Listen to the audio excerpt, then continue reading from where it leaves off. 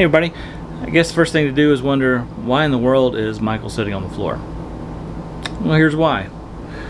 We looked at doing a couple modifications to our RV, and one of those was replacing this table with a desk. The 2020-21, I think, model year for the Tiffin open road gas RVs, they replaced this table here with a desk. So you got two chairs, and right here is a file cabinet.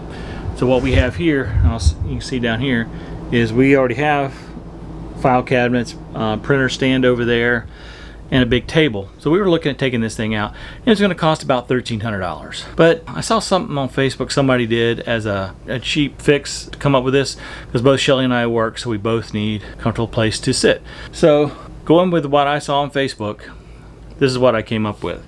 So we got this table pulled all the way out. As you can see, there's a lot of room on this table. We can both work on this. But it's very flimsy. I mean, it's secure, it's not going to fall, but it's kind of hard to work when it's shaking like that. So how do you fix the shake? Simple. You put a leg on it. So what I did was I bought an 1.25 inch wooden dowel, cut it to length, which for this purpose, as you see me cutting it now, is roughly 29 inches. So we're going to go underneath, and we're going to put that under there. And now it's pretty secure. It's still a little wobbly because we've only got the one leg and it's not really secure. It's just sitting there. So as a concept, this looks like this will work. Obviously this isn't anywhere near permanent, and one thing we didn't want to do is we don't want anything too permanent. So this is what I've done.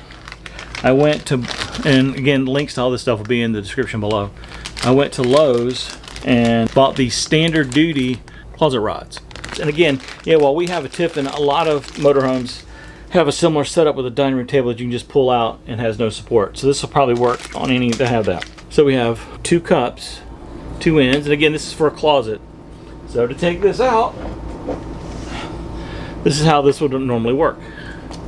You got this end, which is solid, and then we go in there, and the other end isn't solid. You see you got a little gap there. And that's so you can slide that pole in, so that works perfectly. But we're not building a closet, we are building a table leg.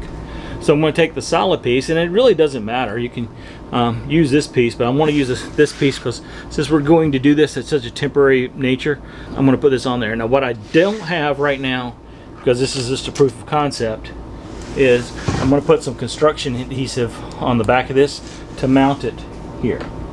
And that way it'll stay there always. And it doesn't matter. With it mounted under there, you'll never see it.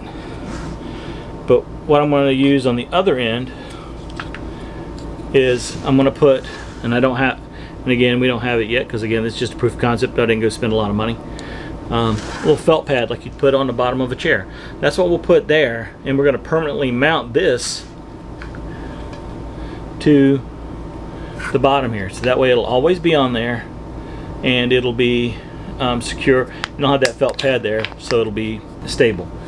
So just for proof of concept, I'll go ahead and just stick both of these on here, and we'll put it under the table. So there we have it. Make sure it's level and even, centered here, and that's it. That's pretty secure. Is that going to be good enough for us to work on? Probably. And if not, and the reason why I haven't secured everything yet is because if it's not good enough, we can move it to the outer edges here and have a leg on each end. And because it comes out pretty far, as you can see, got a lot of room here. You can actually put 4 chairs around this table. You know, 2 on this side, 2 on this side, and actually 5 if you put one right here where I'm sitting. Then you'd have everything you need to make this a desk. So instead of spending $1,500, my total so far is, and I had to buy a saw, as you saw that little hacksaw I bought because I don't have a saw. I didn't want a big saw. I know that's not really the right tool for the job, and that's okay because it got the job done. So I had to buy a saw, but if you already have a saw, you can take off about $3 from this. I'm sorry, the saw was $6. They cost $6. So, not counting the saw, $12 is what I have into this. Now I've got to buy the construction adhesive, you know, liquid nails or whatever, and I've got to buy the felt pad for the bottom of that leg, you know, and that's probably going to be about $5 total. So all in under $20. So $1,500 for the desk, $20 for this, and this way we still have the table. So if we do have people come over and we want to have a meal or sit and play cards or whatever, we have that. We still have that ability. So this looks like it's going to work. So we're going to try it out and see what happens. So let's take a look and over the course of the next week or so, and we'll see how it looks. It's going to take us a week. It's going to take you a few seconds. Let's check it out. Okay, so I've been testing out this guy right here for about a week, honestly, and it's working pretty well. Nothing's connected right now, but I do have one minor change to my original parts list. Originally I was using these curtain rod holders from Lowe's, and this end has a opening at the top, you can see there, and the other one is solid. So we're going to continue to use this one, but instead of using this as a foot on the pole, because that's what we're going to do, we're going to put this as a foot on the pole and then use like a piece of felt that goes on chair feet on this. Instead of that, when I was actually looking for the felt, I came up with this, 4 chair tips. Now since my dowel I got was 1 1/8 inches, just coincidentally these are 1 1/8 inches, so I bought them and put one on here. It does stick out more, so I had to cut a little bit more off the pole. I'm not going to go into the measurements because the measurements really depend on your setup if you're trying to do this, so I don't want to confuse you with any measurements for my specific setup. So what I did was I put it on here, and then using this as just sitting there not connected to anything, I put it under the table, put a level on the table, make sure the table is level. Now first thing you need to do before you check the level on the table is check the level of your coach, because your coach may not be perfectly level. So whatever level your coach is at, make sure the table is going to be at that same level. Or if it's kind of close to level and you just want to go ahead and level out, that's probably okay too. I know some people don't like to have their coach perfectly level, they like to have it angled a little bit for water runoff on the roof or whatever. So you just do that.